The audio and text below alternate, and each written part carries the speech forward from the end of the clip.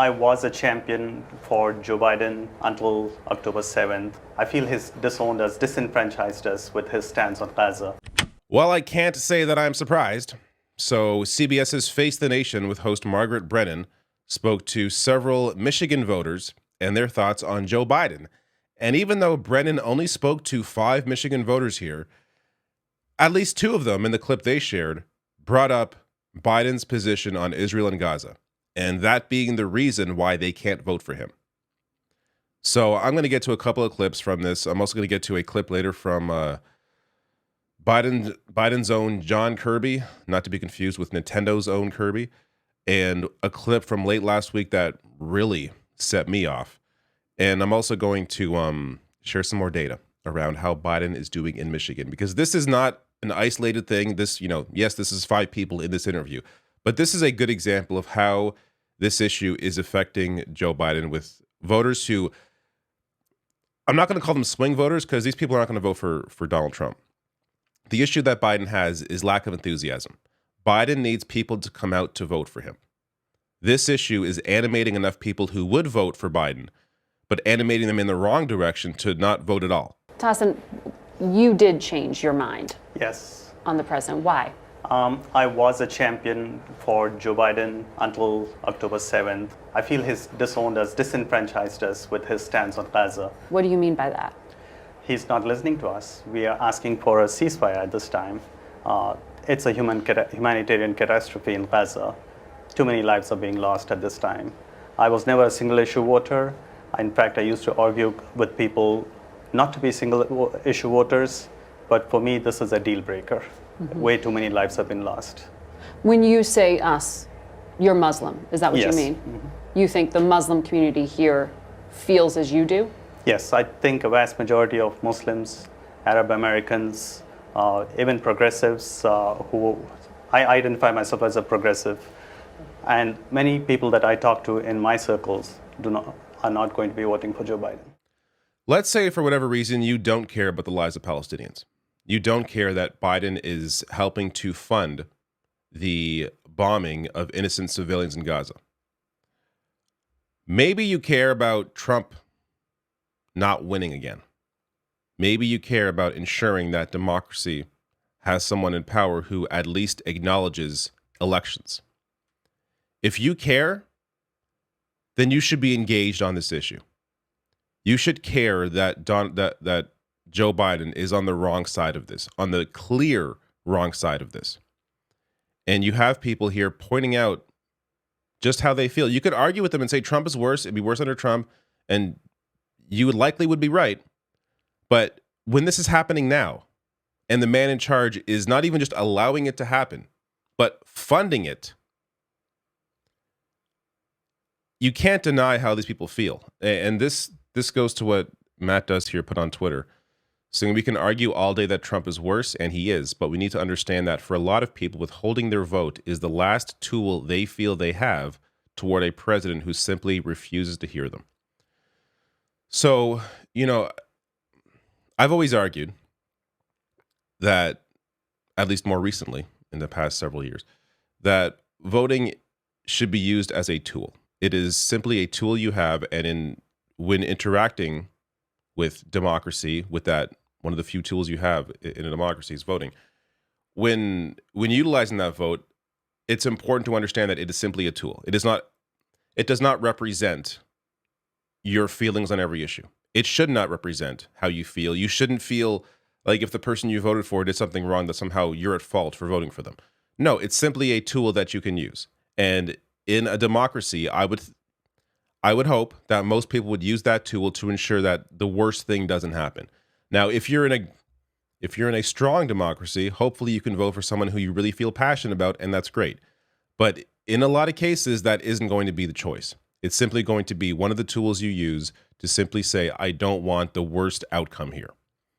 That doesn't mean you get a good outcome. That means you avoid the worst outcome. I could argue that all day. It's not going to change the minds of voters like this who understand that what Biden is supporting here is atrocious. And he can't get over that. And the people he knows can't get over that. And I completely empathize with that. I understand that. You can't argue your way out of this. I can't argue. I can't argue with him out of his position. I can present my ideas, present my arguments. It doesn't make a difference. This is why ultimately this ends with Joe Biden and their decision to continue supporting a far right-wing genocidal government in Israel. Now, I also want to show you just this issue is animating for people, or animates people who are engaged on it. Meaning, if you don't care either way, you're not gonna like. I want to show you this person, the next voter here that Brennan speaks to. Kathy, how do you feel about this issue? Well, I feel like it's really a difficult issue, but I'm glad we have someone like Biden with his wisdom and experience trying to decide how to handle this. I believe that I like when he says things like Israel has the right to defend itself and to do what it needs to do to protect its citizens from Hamas. I think he stresses that Israel's got to be really careful not to commit war crimes. I think he's been really clear on that. They got to be really careful not to commit war crimes. I'm just showing you this because this is somebody who is just parroting what the Democratic Party is saying. Doesn't really appear to be all that engaged. Actually, she goes on to say that he can't do any more. I just don't know what else he can do. I think people think he has more power over Netanyahu than he does. Complete BS. Biden is sending weapons to Israel. Money, weapons, support, unconditional support, clearly unconditional support. This idea that Biden can't do anything. The U.S. is Israel's #1 ally. Of course he can do something. He can put an end to the support, at the very least. So, but my point in showing that is that, what's her name, Kathy? She's not going to change her vote if Biden decides tomorrow to finally wake up and cut aid to Israel. Kathy's not going to be like, oh, screw Joe Biden, I'm voting for Trump, or I'm going to stay home. Kathy's engaged on other issues. Like, I think she talks about, abortion rights, which of course another very important issue. But this is not a motivating issue for her. For people who are motivated by this, I should be clear, for Democratic voters who are motivated by this issue, this is only hurting Joe Biden. It's only hurting him. There is nobody supporting Joe Biden because he is supporting Israel. There's not a single, maybe there's one or two people, but if you care that much about funding a genocidal right-wing government, you're voting Republican. You're voting for Donald Trump. You're not, whatever, Biden's position on this doesn't matter to you. Biden is losing a lot of people he would otherwise get, which is especially younger voters. The reason why he won in 2020, he's losing a lot of those voters because of his right-wing position on this.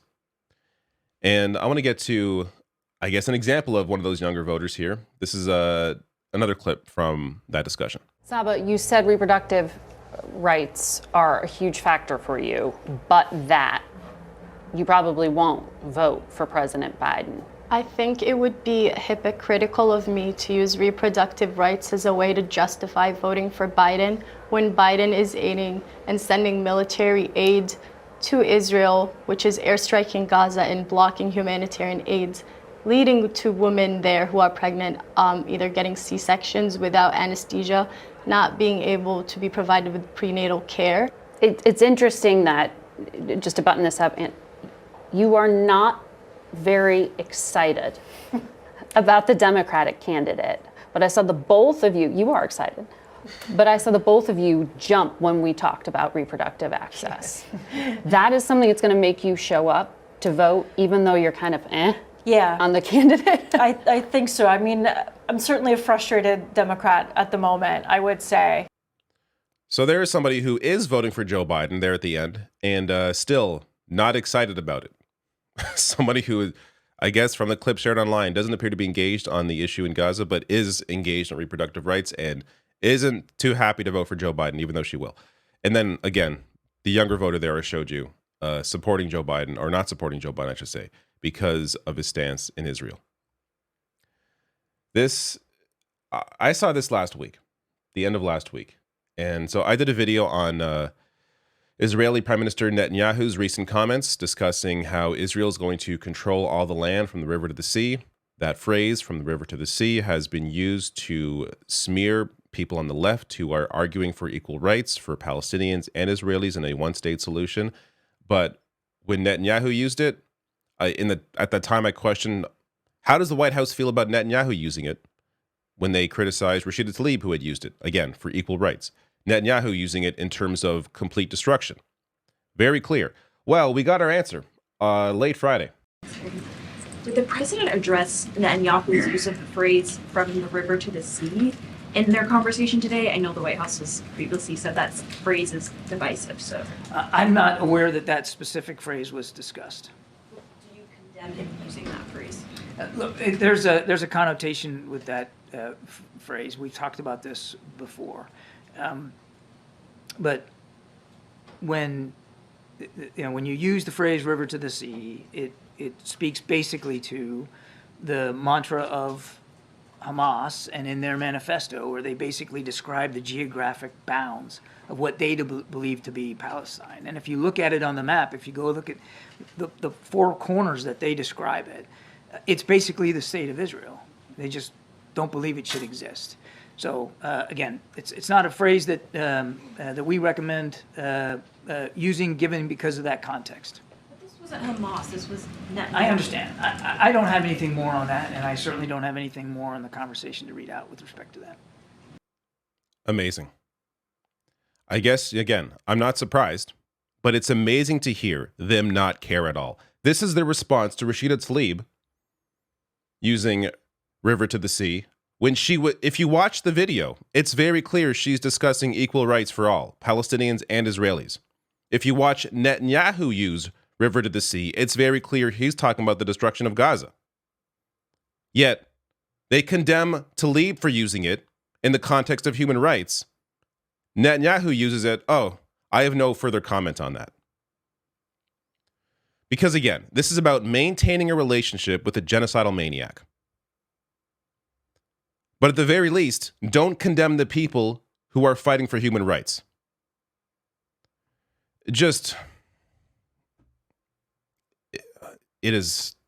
How do you expect to bring young people out to vote who are engaged on human rights, who came out to vote for you in 2020? How do you expect to bring them out to vote when you pull shit like this? When you criticize your own, who are the very few who are fighting for the right thing, and turn a blind eye to your ally who is using it to destroy an entire people. Polling, of course, is terrible for Joe Biden. This is from December, but it has continued. Low marks in Israel, particularly from young voters. So overall approval rating is at 37%. It's slightly lower, 33% approving, specifically of his handling of the Israeli-Palestinian conflict, and voters younger than 30, his approval rating stands at 26% overall, and 20% on Israeli-Palestinian conflict. And I'll get to some more data in a second here. I'm not going to show this. It's not worth your time. But basically, Governor Whitmer was asked about voters and how they may protest Joe Biden because of his position on Israel. And she says, yeah, voters may protest him. But here's some more data. So this is from Morning Consult, some swing state data. Now, let me get the date on this as well. So also late December or mid-December in this case. But every single swing state, Trump is winning. And in some cases, like Nevada, like Michigan, there has been a shift, a gap widening since October 7th. So Michigan here, Trump has really pulled ahead. And again, this is not because people are moving from Biden to Trump. This is because you have people who would be Democratic voters saying they're not going to vote at all, or they're going to vote for a third party candidate because they're not happy with Joe Biden. But like losing every single swing state. Now, this is a capture in time. Things may change. Biden may change. He's incredibly old and stuck in his ways, but he may change. People around him may be like, you got to do something here. But at the same time, he's trying to maintain this relationship with a maniac. So if you prioritize that over the lives of people in Gaza, and I should say the West Bank as well, then you're destroying your future. This issue is not going away. The civilians who have died in Gaza are still going to be dead come November. So even if Biden does a complete 180 on this, I still question his chances just because of the amount of damage he has caused. I want to end on a happy note here. Be like, things are looking up. But right now, it's not. Things are not looking good. Not looking good for those in Gaza. Not looking good politically for where Biden stands and the chances of Trump becoming president while being convicted potentially. There's a lot that's up in the air right now, and it is incredibly frustrating to watch all of this happen when you can see what the problem is and know exactly what should have been done to begin with and what can still be done to mitigate further damage, and it's just not happening.